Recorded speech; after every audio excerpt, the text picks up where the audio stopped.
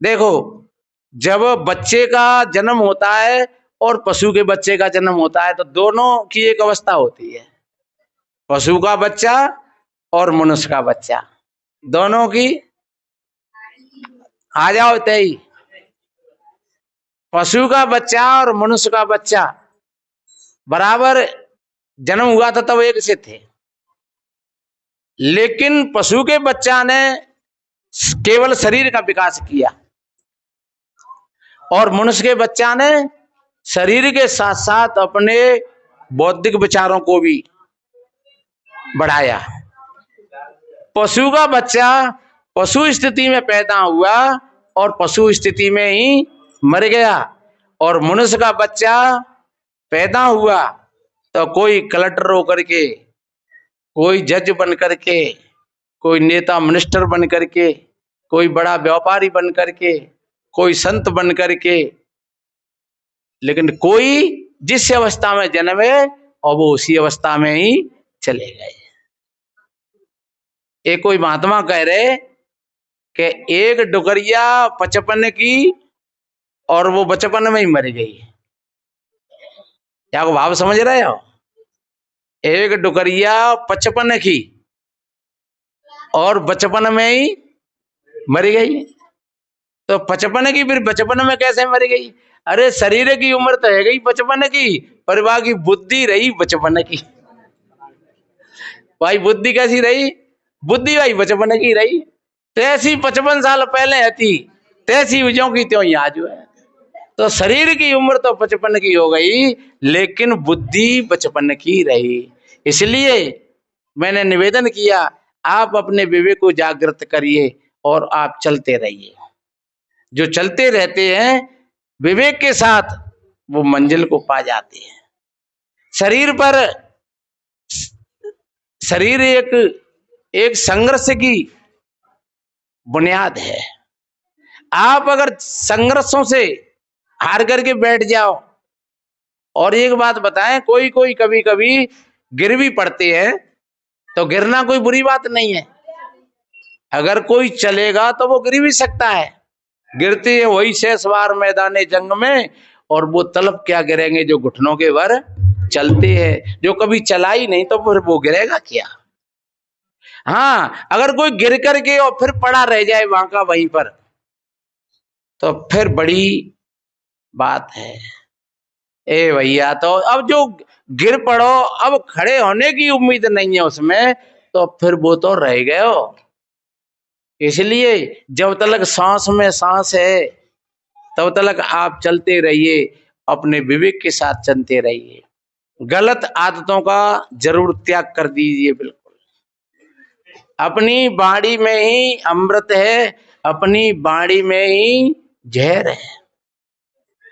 और वैसे देखा जाए अमृत नाम की कोई चीज नहीं है। अमृत है तो हमारी आत्मा है, आत्मा को ही अमृत कहा है।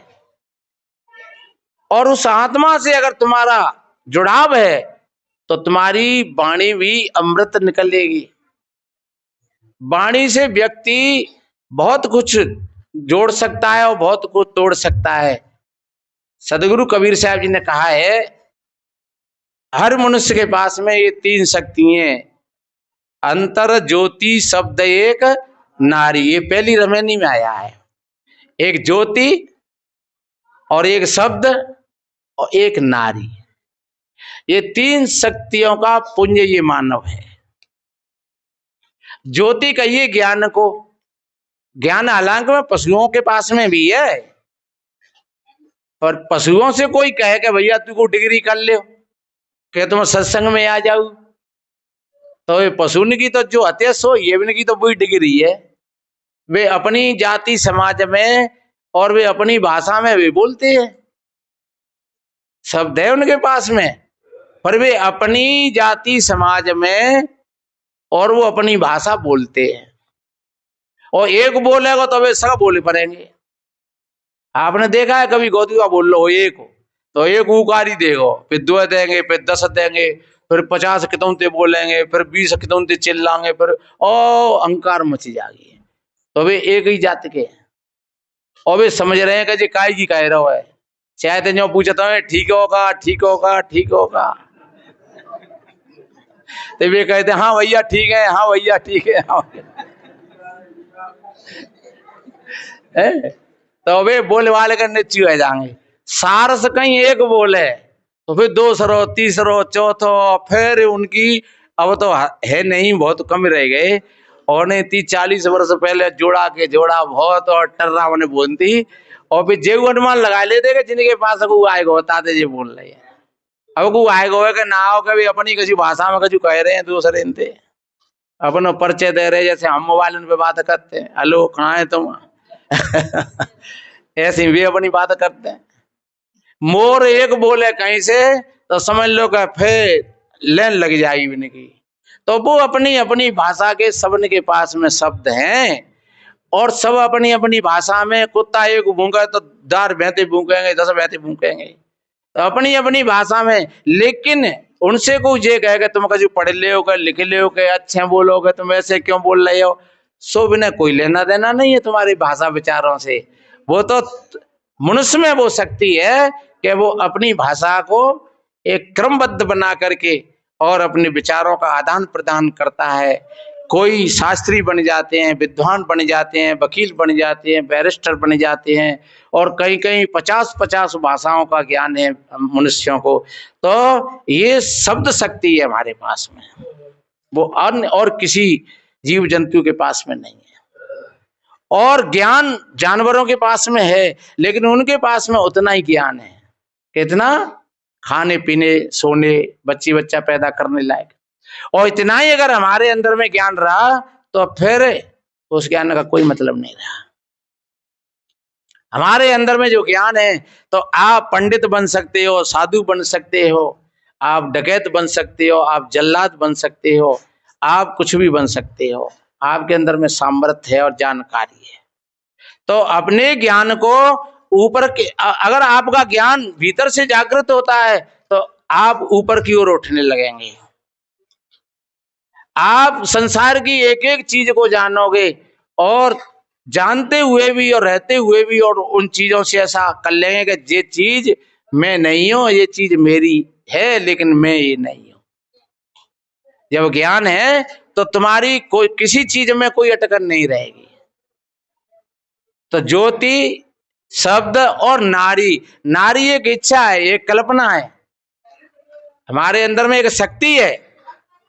तो उस शक्ति को मारना मत है, वो बहुत बड़ी शक्ति है।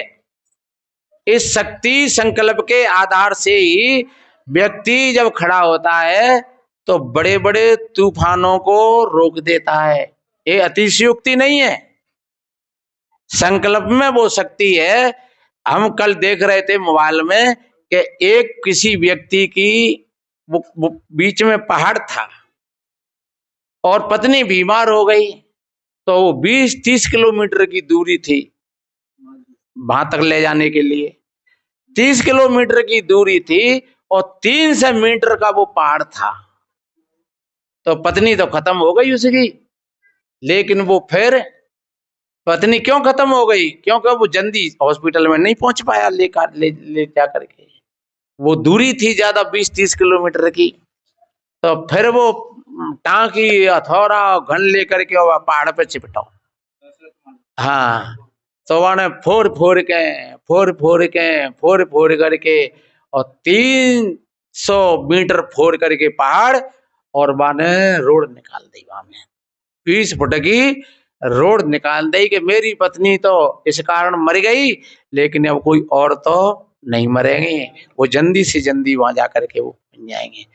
तो क्या इंसान कहते हैं नहीं कि हंस करके जो चबा लेते हैं लोहे के चना, और काम कोई कठिन नहीं जिनके दिल में ये ठना। क्या कर नहीं सकता भला, क्या नहीं कर सकता है, अगर चाहे तो इंसान तूफानों के मुख को मोड़ सकता है, और चाहे तो गगन के तारों को तोड़ करके ला सकता है। ये संकल्प शक्ति है। तो आप सबके अंदर में है, ये नहीं कि मेरे ही अंदर में है।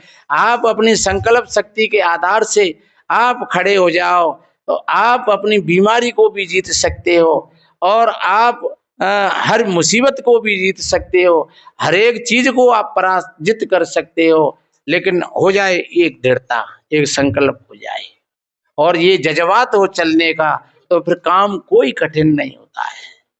इसलिए बड़ा अच्छा मौका है, आप सभी भाई बहन प्रति संडे को आते हैं।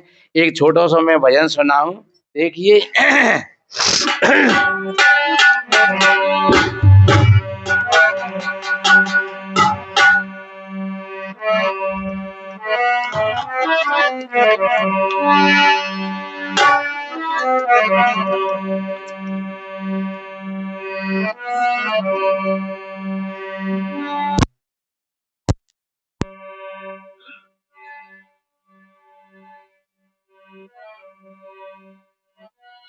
कि जग में जीवन श्रेष्ठ वही, जो फूलों सा मुस्काता है। अपने गुण सौरभ से जग के कण कण को महकाता है।